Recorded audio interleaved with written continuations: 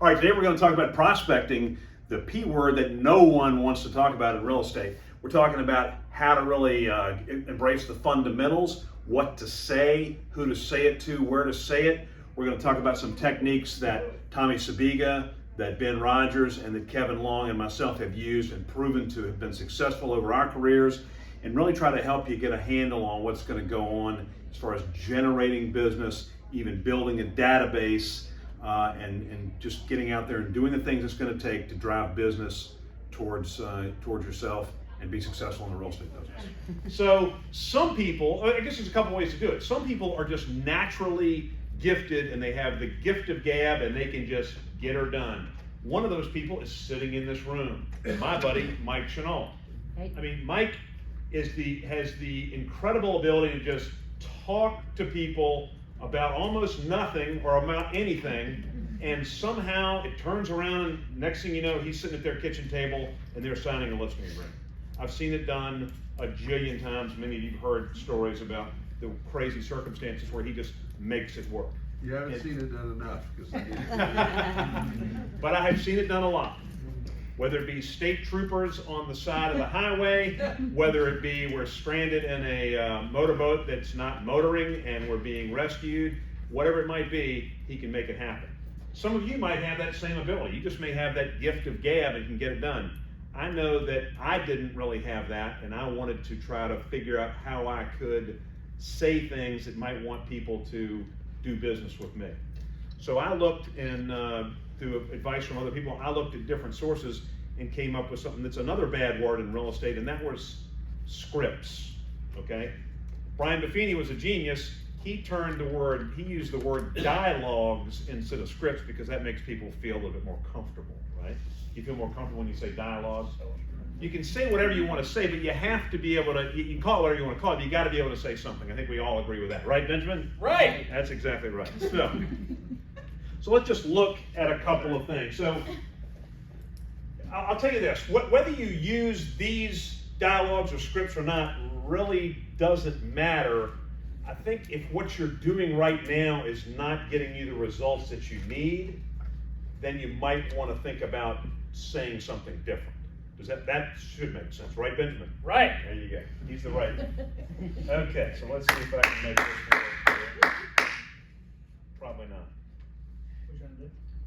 Just spacebar. I think if I hit, yes, space bar, there we go. Or there, yeah. All right, we'll get back to the mayor campaign. So this was the first one that I found. This is called the Just Listed script. We're not going to really worry so much about the top part of it. I guess this was initially designed to use when you have, you or your company has listed a property, you're going to sort of use this script to talk about that and try to generate leads off of it. But let's just look at these first really 6 questions, okay? And think about where you could apply these questions. So in general, when do you plan on moving? Back in the day, we couldn't get anybody to say anything, so we made buttons. Does anybody remember the buttons that say, when do you plan on moving? And we gave them to everybody because everybody was just, like a lot of our agents walking around like that. But the button says what? When do you plan on moving? And sometimes people would be like, gosh, I plan on moving soon. Are you an agent? Could you help me? And so miraculously it would work sometimes. But so that's you could say this anytime, right? And so this is just sort of a natural conversation, and maybe that's even a better word than dialogue, a natural conversation that you could have with somebody. So why are scripts usually ineffective? They're boxy. They're meant to fit one dialogue and they don't really allow room for interpretation. That's a possibility. That was not what I was thinking of, Eric, but that's a good answer for sure. What's that? If you don't use them. Well, if you don't use them, they're definitely not effective, right? So if you just keep it in the drawer and never use it, I think it doesn't feel personal to you. Like if it doesn't feel like how you would talk and suddenly you're like, hey, There you go. They're robotic. And why is that? Yeah, robotic. Why is that? because you don't practice. Because you don't practice, because it's not natural. We've used the example of great actors or actresses that you see in the movies, right? You know, if you really see somebody who knows what they're doing, does it seem like that's the person? Like I've always thought, like, use the example before, like Marlon Brando's dead, but if I ever met Marlon Brando, and he wasn't acting like the Godfather, I'd be like, come on, act like the Godfather. because that's what he's supposed to be. And if you ever see somebody who's in a movie who's making like a cameo role, you can pick them out.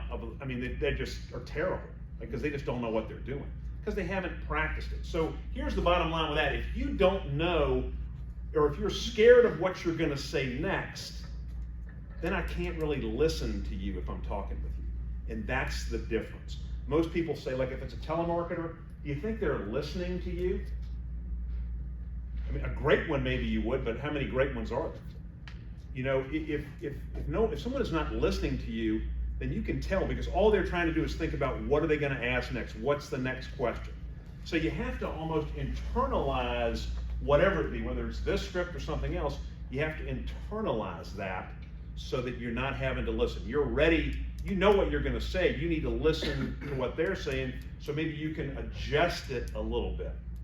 All right, here's probably the most important thing I can say when you're talking about trying to come up with some kind of a script, dialogue, conversation piece, whatever it is you've got to be listening, and then one way to show people that you're listening is to repeat and affirm what they say.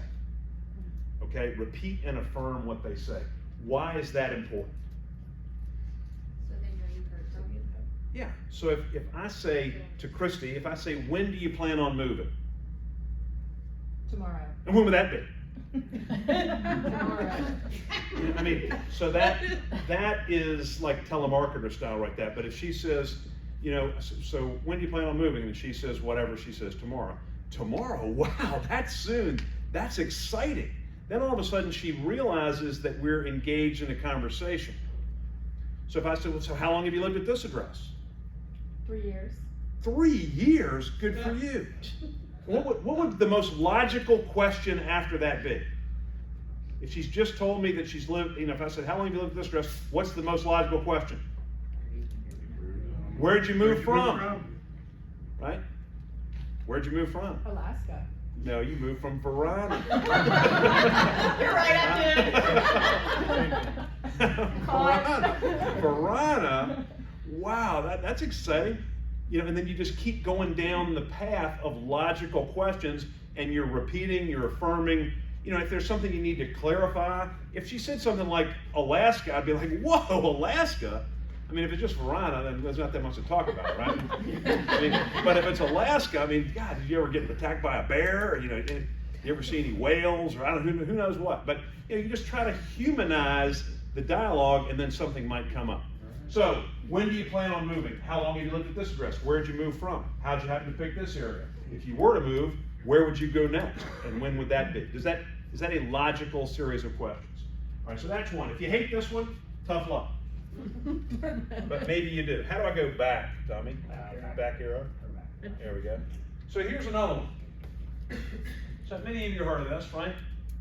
We try to, anybody who's brand new, if you look at the Infinity Training Manual, this is there. You go to Brian Buffini, this is their #1 thing.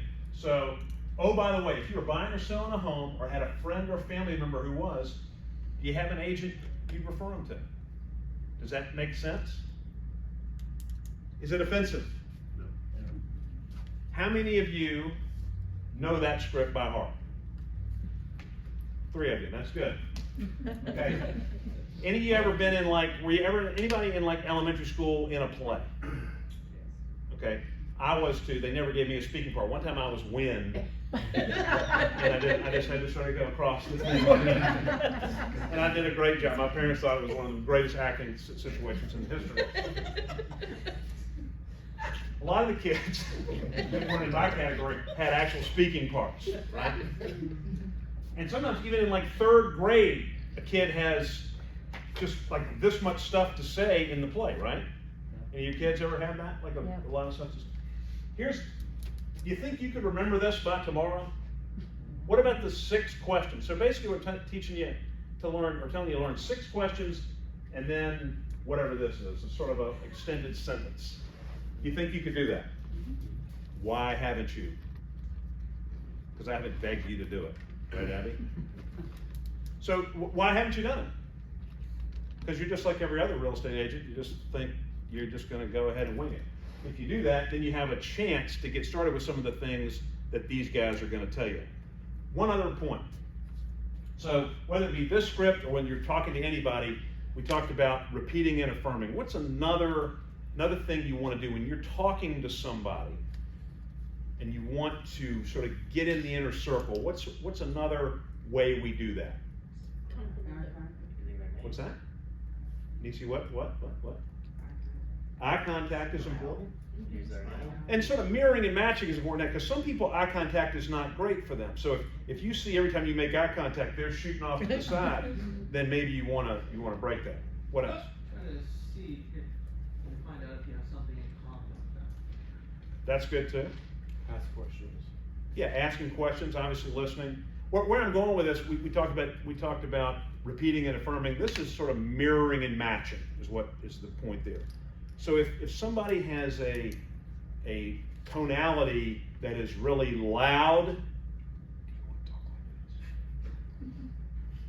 now maybe you don't want to be as loud as they are, but you sort of want to try to mirror what they're doing. If their voice is, if their rate of speech is very rapid, and you talk like this, how are they going to relate to you? So again, it's trying to, Buffini uses the term, sort of the analogy of going over the moat and into the castle. So a lot of times we're talking to people we don't really know. We're trying to build a relationship as quickly as possible. So we want to get over that moat as quickly as we can, and we can do that by mirroring matching, just trying to be more like them. And that could be trying to find commonality with a hobby or an interest or whatever it might be. It could be the rate of speech. It could be the tonality. Somebody's really talking up like this. I would always think of like people like Skylar. Like if Skylar was talking to somebody, they start talking like this, and then Skylar starts talking like this. Like, that's probably not going to work. Skylar's got to be Skylar to a certain point, but he can like try to de-Skylar it a little bit, right? To a certain degree. That'd be hard to do. Anyway, so that's sort of my point, and then we'll pass on. Who's next on the? Maybe you might have a couple things to add. So guys, the title of class is the fundamentals of prospecting. So let me just ask this question. Can somebody just tell me what prospecting is for starters? Anybody? Looking for leads. Great, perfect. Real estate is not like a sales business or a persuasion business. It's a lead generation business. Unless you are paid by the hour or on a salary, if you are a real estate agent and you work off of commissions, you have to have leads to people that want to buy or sell. Simple as that. There are many different ways to prospect. We obviously can make phone calls, we can write notes, we can go see people, we can be great with our social media, we can host client events. There's all sorts of ways to prospect. When I look at the fundamentals of prospecting, for me at least, it's just the simple phone call and having time blocked to do that and having goals and how many calls we're going to make. But that's kind of besides my point today. My point is that there's no perfect formula for this, okay? Like you probably read before in like different sales books that maybe you need like 20 calls to get one lead and or to get one appointment, but you need 5 appointments to get one actual sale or whatever. Like I personally don't really believe all of that. I just know that the best real estate agents or the best salespeople, they always consistently prospect, right? They always have something to count that makes their prospecting. Is there anybody in here who actually genuinely gets excited for prospecting? Other than Jim Haidt. Prospecting is a little bit difficult to get motivated for. Honestly, it's kind of like exercising or working out. But after you do it, you knew it was the right thing to do, and it felt good doing it. Right? Who considers themselves pretty good and consistent with prospecting? Can you tell me how? Why? What do you do to prospect? Admittedly, this week has been a little difficult, but usually I have a power hour in my calendar from 11 to 12 every day. Every day. I'm making calls, whether it's to expireds, for sale by owners, or, and that's outside of my COI calls. Okay. COI your foundation, or is your foundation some of the expireds and that stuff? COI, yeah, is my Okay, foundation. great. Suzanne? Same. Same? And having a list of who I'm gonna get in touch with that day and following the follow-up boss, whether it's Great. weekly, daily, monthly. Great. Yeah, and again, there's all sorts of prospecting. I'm sorry, go ahead. I just do it whenever I leave my house. Whenever you leave your house. So if I stop at a gas station, I'm leaving my business cards on the gas. Okay, or that's another I'm form of talking to prospecting. somebody in the grocery store. That's great. So no matter what type of prospecting you do, we all have to know who we're going to prospect for. That's people that obviously want to buy and sell, and typically it's in a relational way, or asking for referrals, right? So I'm assuming most of you guys keep a database of folks, right? right? Yes? Yes. The people in your database, and if we're going off the Buffini, the mayor campaign, they need to be properly sorted and qualified. Qualified is getting them to answer yes or no to the mayor campaign. If you're buying or selling a house or had a friend or family member who was, would I be the realtor that you prefer them to? That is a mouthful. Here's a better question for you that's a little bit quicker. When you're talking to someone on the phone, especially if you're new in the business, just ask them simply, who's your realtor? People are going to tell you very quickly if they didn't like their experience with their realtor. That you're in. Who's your realtor? Oh, I don't remember who it was. Well, now you have an opportunity to interview for that position of person they referred to, right?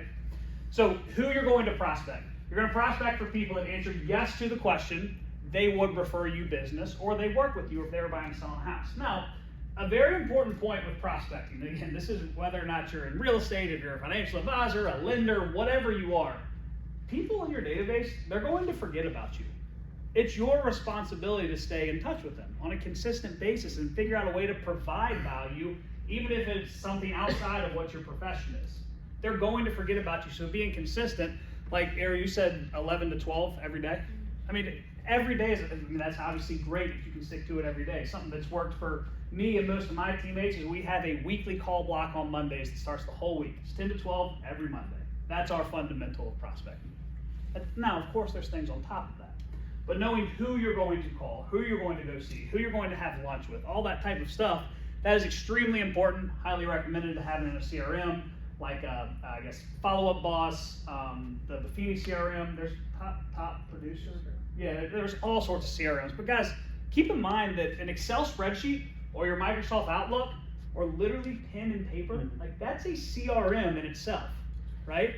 But the idea is it's something that you can reference often. You know who you're calling. You're not afraid or uncomfortable asking them a question such as this. But I guess my biggest thing for today is on the fundamentals of it. Just make sure we know who we're prospecting to and what exactly you're asking for. If you don't ask for it, you're never going to get it. So that's what I have for you guys. All right, prospecting for me is having just conversations about real estate, just as many as I can throughout the day. I know if I'm sitting in my office and nothing's really going on, slower day, it's time to really pick up the phone or handwrite notes. I try to follow the hot sheets fairly closely, especially my certain area where I live. So I have a search set up for Right Around. Where I just actually moved from, called Studley Sweet Spot. I get emails every single day, all the houses that are popping up in and around where I live, because I'm interested where I live. I know my clients also kind of are interested in the areas they live.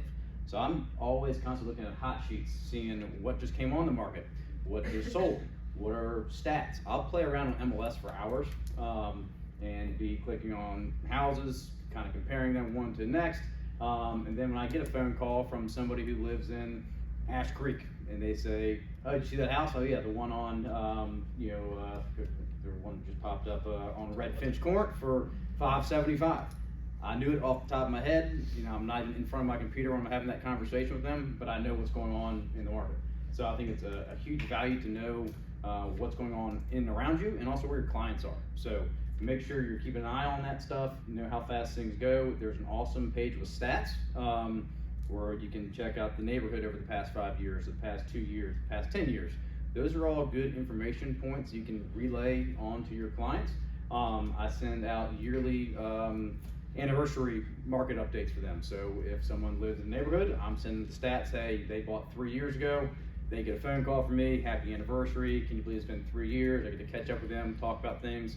And also be on the lookout in the mail. I'm sending you over a packet with all the information about your neighborhood over the past year, the past 6 months.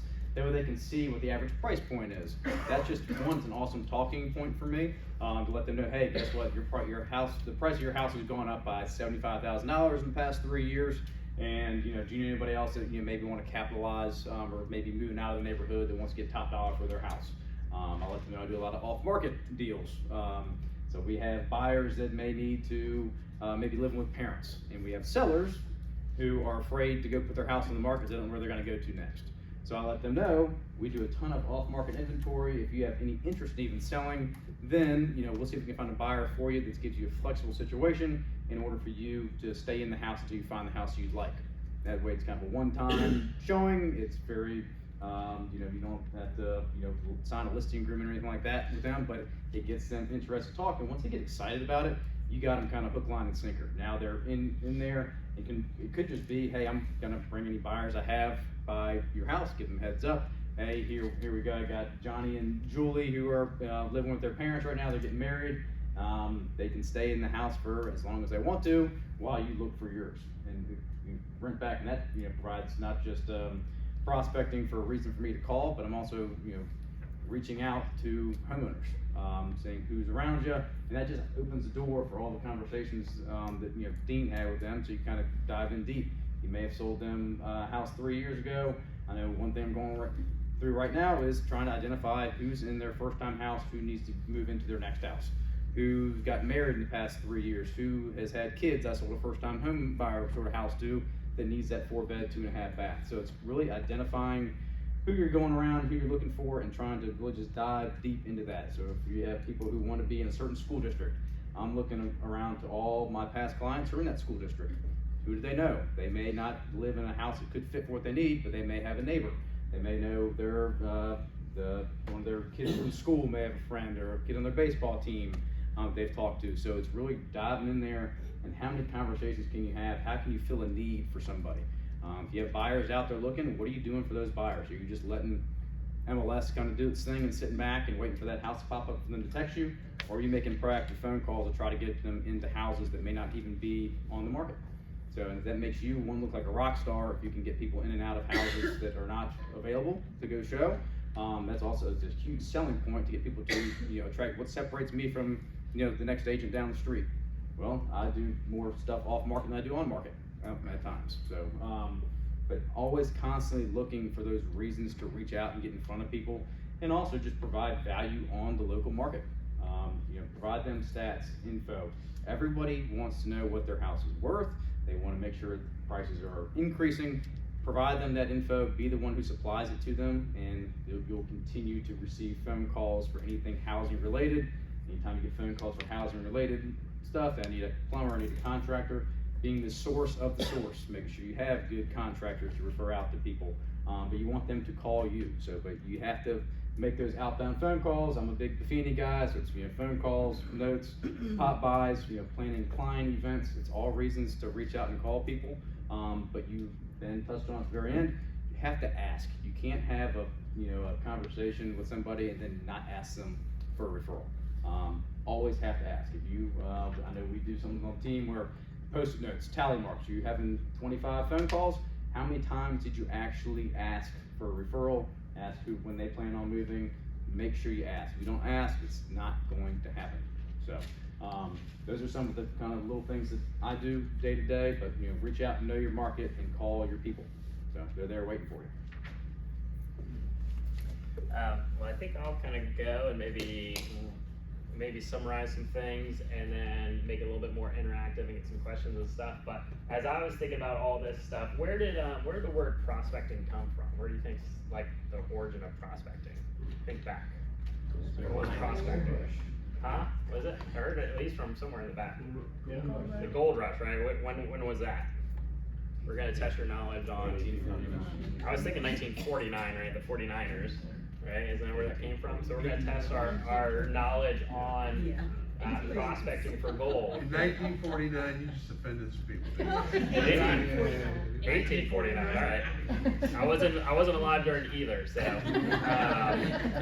You think all those westerns were about 1949? I haven't even thought about it. So let's go 1849. Sorry, dude, you teed that one up. So we'll get some knowledge here, and so I don't know anything about 1849. I didn't even know what year it was, but I have a little bit of an imagination of what it was probably like. But let's go back to the beginning of prospecting. What's something that you know about prospecting back in 1849?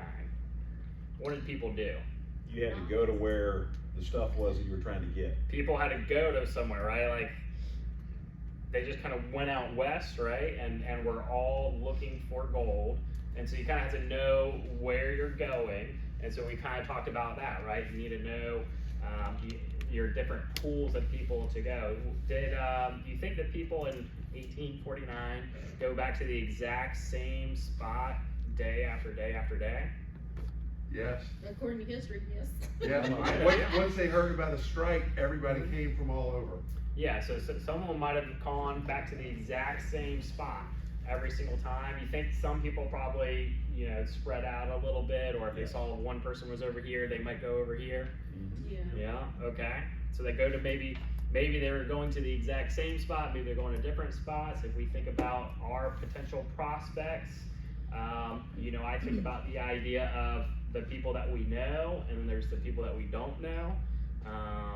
And so the people we know, that's probably gonna be the people we're going back time after time. They've already produced some gold, or maybe a sliver of gold, and so that's why we're excited to go back to that spot. So that could be a past client, that could be an acquaintance who's given us a referral. So you might keep going to those places, or you might say, well, shoot, this one's not working out too well for me, or I'm a little bit bored, or I don't really have a lot of action going, so let's go 10 feet over to this other spot.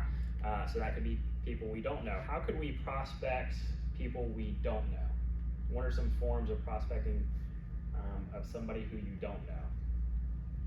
What does that look like? What's that? Take them to lunch, get to know them. You don't even know them, it's a total stranger though. Door knocking. Just listed Okay. script. A mailer, Open house. just listed script, but how do you use a just listed script to somebody you don't know? Like, what's the Like tangible way of doing it? Geoprospecting. Meaning- Calling around. Okay, so how are you gonna, so let's get into more specific, how do you cold call? Is this a Somebody trick in this, question? somebody in Pick this up the room's phone gotta and- know, right? I mean, we can't just start dialing 804-111-111. Yeah, that- Oh, Oh, you can. that's There you go, 804-111-111-112. You can do that. So where do we get phone numbers? Speak up, Jeff. For the tax record and trolling people online. Okay, maybe. What are some other ways you can get phone number? If you're gonna call somebody, how you gonna get a phone number? Whitepages.com. Jeff Henderson knows. True people search. True You can people look up search? Addresses, Okay. phone numbers. Social media. People who knew that gold was prospected in 1849, they probably also remember the white pages.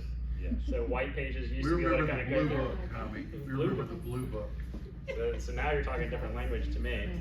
So yeah, you used to be able to go through white pages. I'm assuming there's a digital form, there's True People Search, there's software, there's things you can buy and pay monthly fees. Our teams use, what is it, RedX, and some of these other softwares to get those phone numbers. So those are people who you don't know. So we talked about cold calling. That's a form of prospecting, right? That might be kind of that visual of going to a new spot that you don't usually go to. One else would be a way of prospecting somebody you don't know. Open house. Open house, yeah. A lot of people you don't know usually walk through the doors at an open house, right? Door knocking. All right. Door knocking. Who's here actually has done door knocking? Okay. And when you went and knocked on this door, what did you say? Yeah. I just let them know that I was their realtor of choice in their neighborhood. Okay. I let them know that they can contact me not just for real estate, but any resources, Mhm. and I left my card. So you do that in a neighborhood you're already familiar with, or the neighborhood you live in? You went cold neighborhood. All right. What else did you do when you knocked on the door? My name is Jeff with Hometown Realty. This is gonna sound crazy, but I have a client looking for a house just like this one with the detached garage. Have you considered selling? So I have a buyer script. Right. Right? Okay, and you internalize that yourself. All right, what else would we say if we just knocked on a door? Just listed script, Just list it, okay? So your own listing? or one of the teams or companies. Yeah, probably if you're brand new, you don't have a listing. Yeah. Yeah, Can you do me a favor? oh, okay. I'm hosting an open house, you may have seen the signs up here. It would be absolutely awesome if you could stop by sometime between 12 and 2 on Sunday, because it will help. The more people we get in that open house, the more chance that people will tend to bid it up, we'll get a higher offer, and inversely, you're gonna make your house will, by a higher sales price, become more valuable. Yeah. Come on by. So promoting an open house is another excuse to be, knocking on somebody's door. Any other things that you've used when you just knock on a door? It's like half the room raise their hand saying they knock on doors, so what have you done?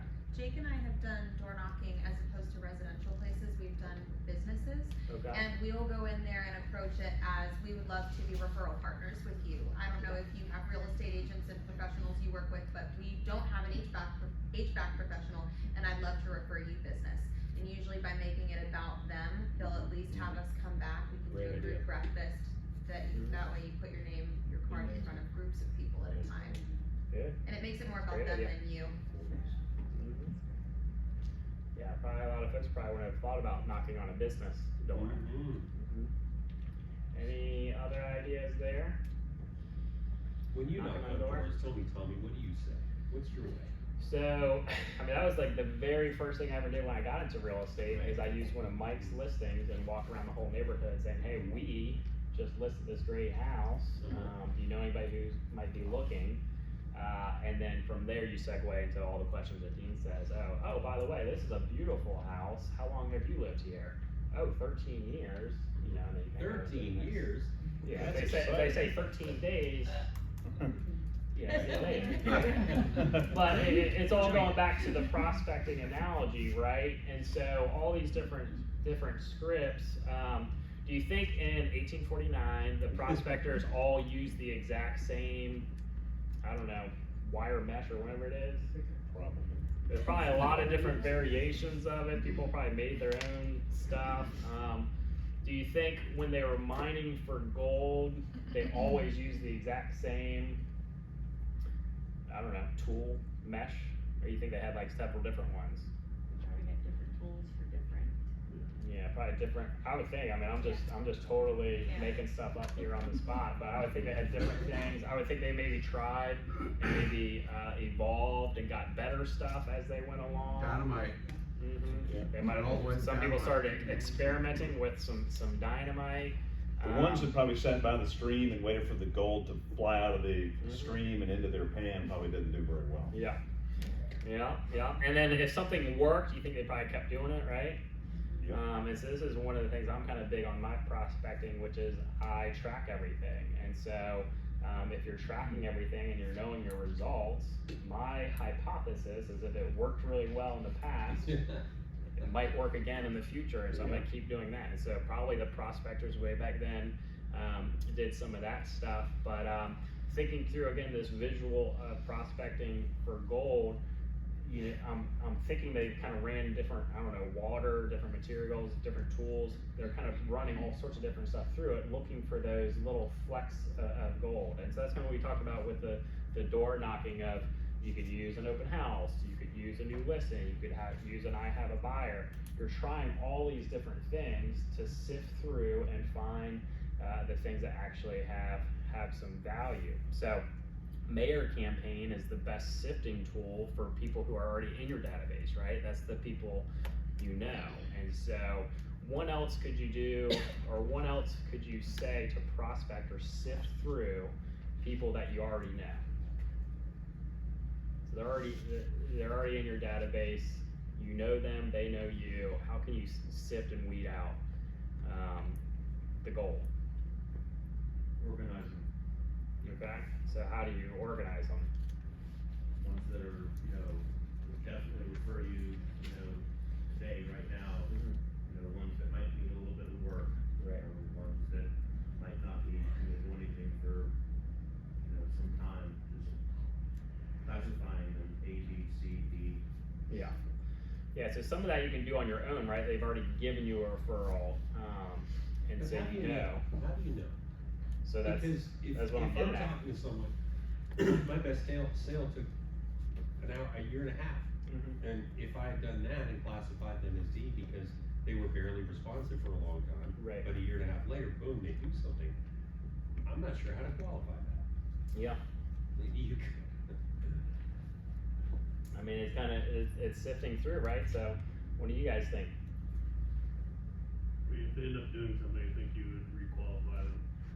If you work on them for a year and a half and then they send you a lead, or then they do a deal with you, they might have been a C.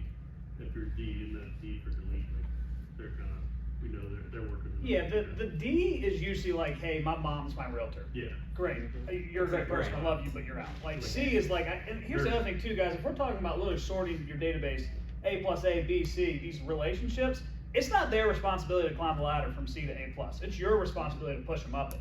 or pull them up it.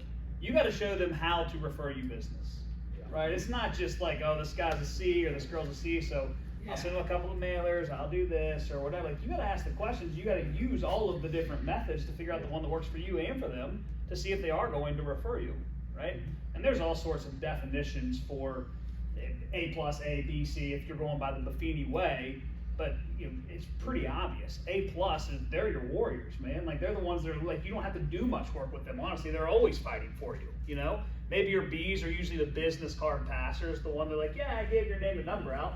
Well, thanks, I appreciate it. We know nothing's really gonna happen. It's still your responsibility to show them how to refer, right? Yeah. But it's a constant process sorting your COI. Like, you should be looking at your COI monthly at a minimum. Is this guy or girl or this family still an A plus? Are they an A? What can I do better for them, right? It's never their fault that they're not referring you. Yeah, and there's almost, we're talking two different things, right? You're talking about an individual person who is the client. Yeah, lead Other follow-up. categorizing is somebody's ability to give you referrals to other folks. So the Buffini way would be this person is giving multiple referrals. So that's somebody who you can categorize yourself because you've already received those multiple referrals. And A is somebody who's given you at least, what, a referral, right? One. At least a referral. So that's, again, somebody you can categorize yourself if that's the way you're categorizing because you've received it. They passed your name along to somebody else or they gave you that person's name. B would be somebody who has the capability, you know, to do it. And so forth. So once you get to the B, C, D, kind of to your point, there's going to be a conversation that needs to take place. You can no longer self-categorize the rest of those folks. And so one way would be calling those B's and C's and potentially D's and saying, hey, if you had a friend or family member looking to buy or sell a property, am I the realtor that you'd recommend? Now, they've now communicated to you what they're willing to do, so now you can categorize them. But going back to just the overall database, somebody who you know, how can you prospect and sort or sift through who are those folks who you want to keep on your radar? So we could do the mayor campaign. What else could we do? I mean, you had mentioned it before, right? Take them out to lunch. So you could take somebody out in your database just out to lunch or coffee and then have these same conversations about real estate. How else can we sift through folks who we already know to figure out, are they going to be, in essence, worthy of my time, whether it's a year and a half from now or a month from now? Okay. What else could we do? Kevin hit on a bunch of different ways he does it. Write them a note. Okay, write them a note, yeah. Reaching out with data. Okay, reaching out with data, letting them know kind of what's going on in their neighborhood.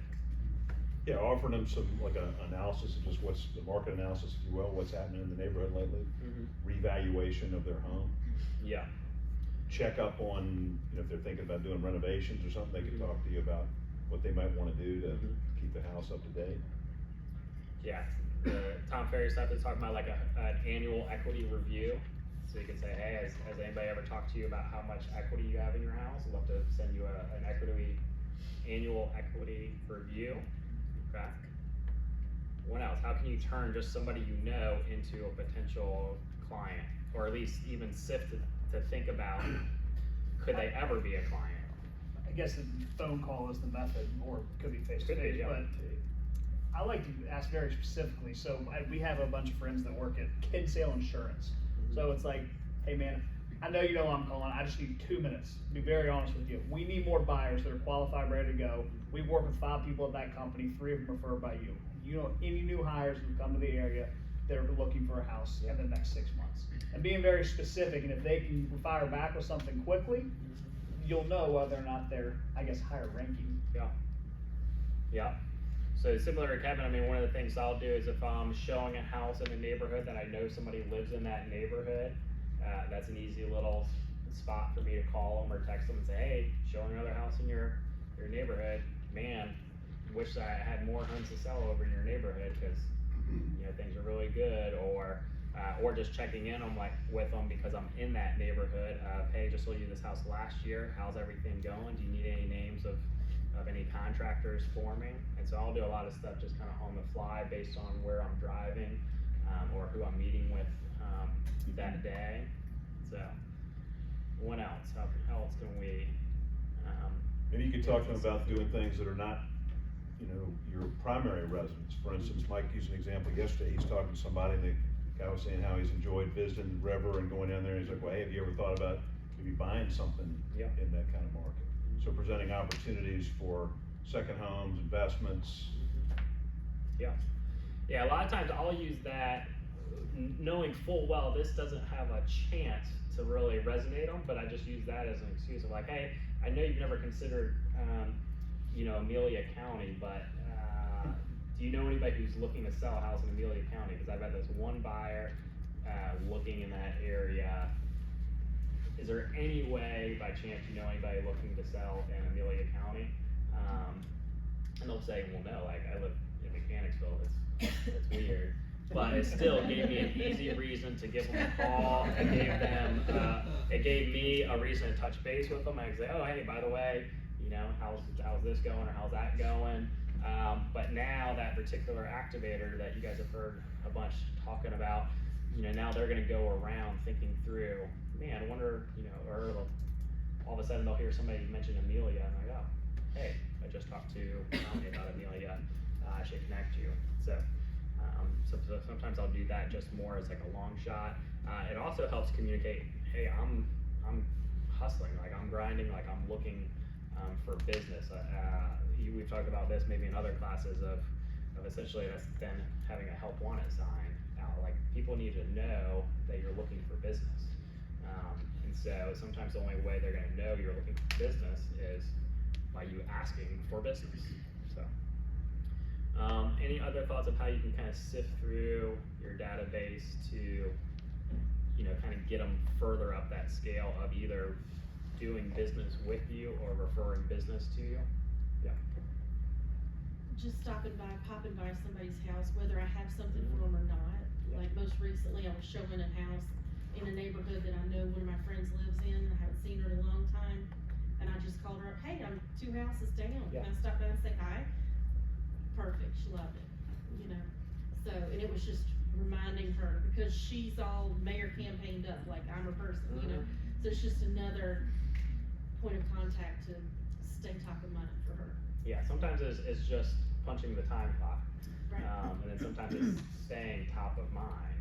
I think when I first met with Mike to get into real estate business, I was, man, why in the world would I ever get into real estate? Like I'd have to choose right now if I list my house between 10 different agents. And Mike's response back is, yeah, there's a stupid amount of agents, but it all comes down to being the last person somebody talks to. And so if you think about the consistency or the persistence of that, you need to always be essentially the last realtor somebody talks to if you want their business. Because chances are, I think maybe even statistically on average, people know 9 realtors or something like that. You're going to be top of mind if you're the most recent one who spoke with them, or the most recent one who stopped by their house, or the most recent one who sent them a postcard, or the most recent one who commented on their Facebook post. So I think that's kind of all that I'm kind of thinking through for just kind of that visual. But what other questions do we have about prospecting? Overcoming objection. Okay, what's your objection? We've got some objection masters.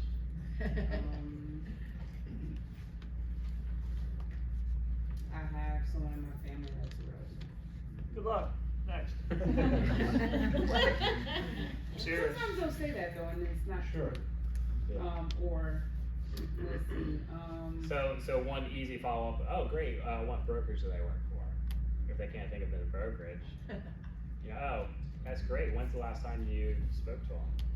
Yeah, it's a good opportunity to clarify that one, because if, it's my, it's my, brother, sister, parent, whatever, then probably you're out. But if it's your uncle's old army buddy's next door neighbor's friend, then that's a little bit different thing. And then so there's a thing called, has there ever been a time, this is sort of a common tool we use in objection handling, where you could say, well, I certainly understand that, and I never would want to interfere with the relationship. Has there ever been a time when you did business with a friend or maybe a family member and things didn't go quite as well, and that put a stress or strain on that relationship.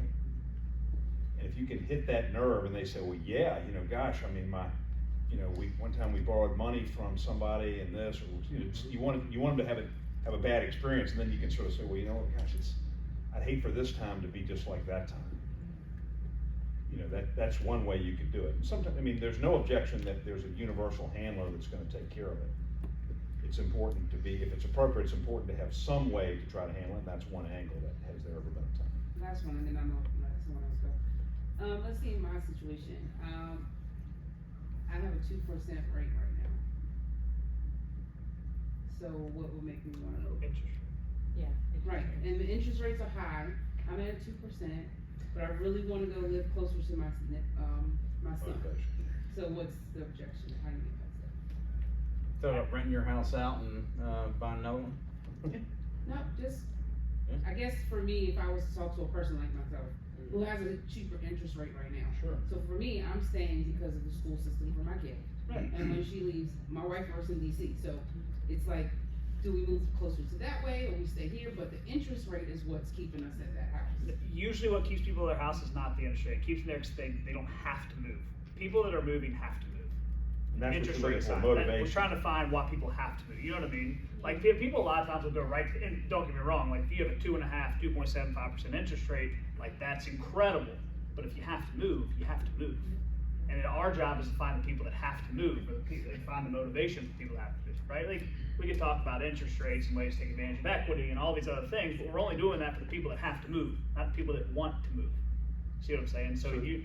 The question would be to ask, you know, well, so what happens if you stay here? Or are there any consequences if you stay here? Or what's great about you? So people are either moving towards pleasure or they're moving away from pain. So is it one of those two things? And if there are no consequences or there's nothing gonna happen any different, then we're wasting time trying to battle with folks that just aren't ever gonna do it. There's gotta be a reason. So you'd ask, if they said, well, yeah, you know, our son is in the school system and it's just not going that well. So how do you think it would make him feel, and how would you feel as a parent if you could get into a better school system? That was why we moved from. So that's, but again, You remember your old interest rate? Huh? You remember your old interest rate? I don't know what her, because we were married at the time, but I don't know what her interest rate was there, but we do have, in 2020, we got down to a 2%, so that's what's kind of keeping us. I mean, my daughter graduates in 3 years, but we're like, well, do we wanna stay in an HOA? so then back to what you were saying as far as how long you keep somebody on there, so that's what we call a condition. So what's holding you to the house, you have the interest rate and you also have the fact that daughter graduates in 3 years. So that would be something that I would tune in and put into my database to keep talking, because as you get closer to that time, then now there's a whole new opportunity for you and a reason why you might want to. But that kind of gets at the whole core of why you would ever prospect, right? You want to sift through finding the folks who have that more immediate need. Like for me, a lead is somebody who's willing and able to buy a house within the next week, not necessarily the next year. But I think maybe Jake asked at one of the trainings of like, essentially how do you motivate somebody to sell? And my response back is, well, I don't. Like, I'm not a motivational speaker. Like, I'm not gonna motivate somebody to sell. Instead, I'm gonna find and motivate it. So, yeah. I guess I looked at it that way because what, like the whole letter thing, sending out this letter, someone wants to live in their neighborhood. Yeah. Again, what is their motivation to want to give up their house? Well, you're trying to If someone find and else just motivate it, wants to- yeah. And Right. so, Yes. Patrick Ashley did a great training on the persuasive sales approach, and he had talked about, I forget if he used the word future or benefits, but they're basically kind of three reasons why somebody might, I guess, move or make that decision. Anyone remember those three? Yeah. Well, no, those are other D's, but those are all, there's like 7 D's that are related, but he was talking about, like convenience was one, like, you know, closer commute to work. So there's something about convenience, right? Yeah. This was all like selling a feeling. Like Yeah, connecting a feature to a benefit. So Right. there's kind of like 3 main benefits of kind of usually where somebody buys, and it was it's kind of that pleasure or pain that Dean's talking about and convenience. And so That's where you would find it motivated rather than trying to motivate somebody. And guys, there's not going to be any one or two things that work in the first week. Like if you it's just not going to happen. Like you have to stick on this continuously. I know for me, I paid for a cold call system the first, I think, 6 or 8 months of my real estate career. I hated it. It was good for me to, I got rejected a bunch and didn't get any leads from it, and it helped me a ton with my scripts and my dialogues, but it also motivated me to try to build a database of relationships and keep calling people that I know who will refer me and that kind of stuff. But it happens over time. It's not going to happen. Your grand idea of it working tomorrow is not going to happen. Also, when we're having conversations with people, make sure we're upbeat about the market. No one wants to talk to Debbie Downer about, oh, the market sucks, it's in the tank, it's too difficult. They're not gonna wanna work with you.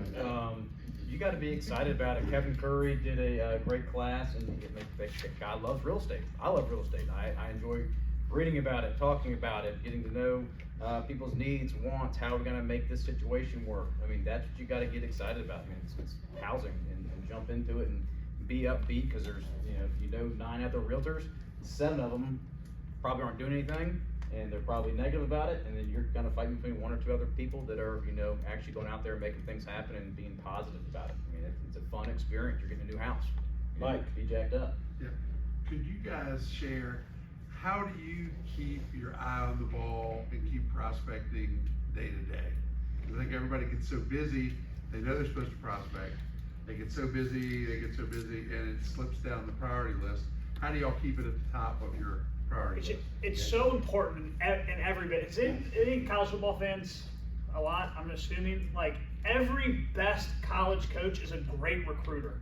That's what you're doing when you're prospecting, is you're recruiting. You'll notice in bye weeks, they're on the road recruiting. They're doing in-home face-to-face business. Like, it's all the same crap. You know what I mean? Like, even during the busy time of year, in season, they're still recruiting. So for me, how I keep my eye on it, or just continue to stay connected to it, is that it's proven time and time again in all industries that it has to be done consistently. Because the only other option is not do it, and then it's guaranteed that it's not going to work.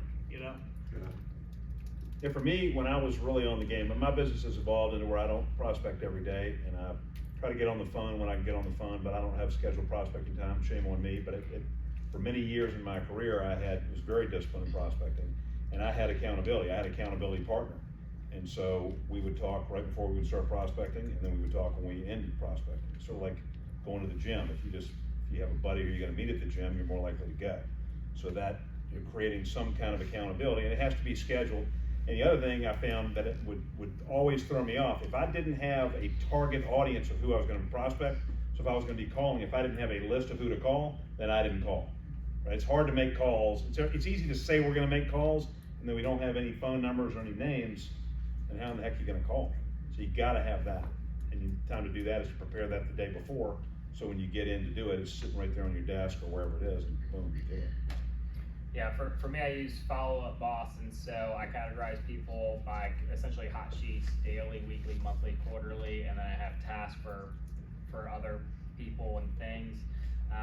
So that certainly helps, but outside of that, I try to save any other realtor phone numbers that I get on my phone. I try to save their names immediately, and so when I get into a little slump, sometimes I'll dig through my text messages, and there's sometimes people that just fall through the cracks. Like, it was a random sign call or random sign text where somebody asked me something, and I can easily kind of quickly scroll through my text message, and for anything that's not like a saved number, I'll look to see what that is. Or same thing with sometimes I'll get a voicemail, like a sign call, or some sort of kind of other person that leaves me a voicemail. I keep those in my inbox and then delete any voicemails that I don't need. And so I'll kind of look back through in some of those slow periods just to make sure I didn't miss out on anything. But certainly the Follow Up Boss kind of keeps all my main folks top of mind. Well, Mike, and Dean on this be accountability partner. Like, if you're on a team, you should already have this built in. If you're not on a team, find accountability partners. Great. Like, I don't want to be left out. Like, my teammates are doing it, I need to participate too. And so I think if you're struggling with the discipline aspect of prospecting, like, find a teammate, man. Like, because they're going to be doing it. Find a group of people that are already doing it. If you know somebody that's doing a daily call block from 11 to 12, maybe sit next to her and do a daily call block from 11 to 12, you know, like attach on to somebody that's already got the good habit of doing it. Yeah, that's it. Mine's pretty simple. I have a whiteboard in my office, and Ben actually made it for me. I had it all typed out and everything, but A little attitude adjustment. yeah, so I can get a little feisty from time to time. But I get to call 8 people who support me, so members of my COI. This is pretty much a daily thing. I get to impact 3 people with a handwritten note, and I try to see somebody face to face every day. I call it the 831, and that's if I can get that done. And I try to get it done in the morning because the afternoon can kind of take off, and then once the day takes off, you don't know where it's going to end up. You're not going to make time for phone calls. So for me, I try to get the at least the 8 and the 3 done. 8 calls, 3 notes, before noon each day, and that does add up at the end of the week, at the end of the month, at the end of the year. I've made a whole hell of a lot of phone calls, written a whole hell of a lot of Speak with minutes. or call? On what? Speak with or, actually speaking to them? I mean, I'll voicemail, leave voicemail. texting? I can't stand text messages. I phone call all day long. Texting takes too long, too much gets lost in between all that stuff, and phone calls. I get to have and I'm famous for a plot buy. I'm fine sitting down at somebody's house for an hour. I get to know them. Yeah. Well, I mean, also I get my phone calls done in the morning, and I have the afternoon open for appointments. If I don't have anything for 2 hours, I'm in and out, and I've had a couple beers. I've been invited, stay over for dinner Thank before. you guys for plopping by. We'll be going to 3 o'clock today. Yeah. So yeah, but I mean, I look at that as an opportunity to get deep with somebody. I get to have more than a 30-second or 5-minute conversation. I get to hear about what else they got going on. And I get to find out a lot about them too. What their plans are, how long they're moving. They got neighbors doing this. You're doing any house updates, kind of refer you to a contractor. And I'm fine with that, and I still get home in time for whatever I need to get home. Guys, this is an example. Everybody does it differently. I can't stand, like, Kevin's my best bud, my work partner. I can't stand that way of work. It drives me nuts. I get my yes or no and go to the next one. I mean, that's seriously. But you do it differently, but you have a method, you have a system, you commit to it. Kevin's is 8 calls in the morning. Pretty simple, right? Everybody has a different way of doing it, but the idea of prospecting is it doesn't always feel fun to get motivated for, but it does feel good when you're done with it. We all agree that it's necessary, but the fact of the matter is, the majority of people are going to walk out of this room today and you're probably still not going to have a plan or a system or a motivation to do it. You're not. You've got a couple of ideas today, and maybe you can implement one of them when you walk out of here, but just do it on a consistent basis. Is there anybody that disagrees that prospecting is important? Okay. But we got to figure out the ones that are going to do it. All right, very good. Is there one question from the peanut gallery? Otherwise, we will dismiss and go out and get some prospecting done this afternoon. Go sit for an hour somewhere. Kevin will come with you. All right, thank you very much. Appreciate you guys being here.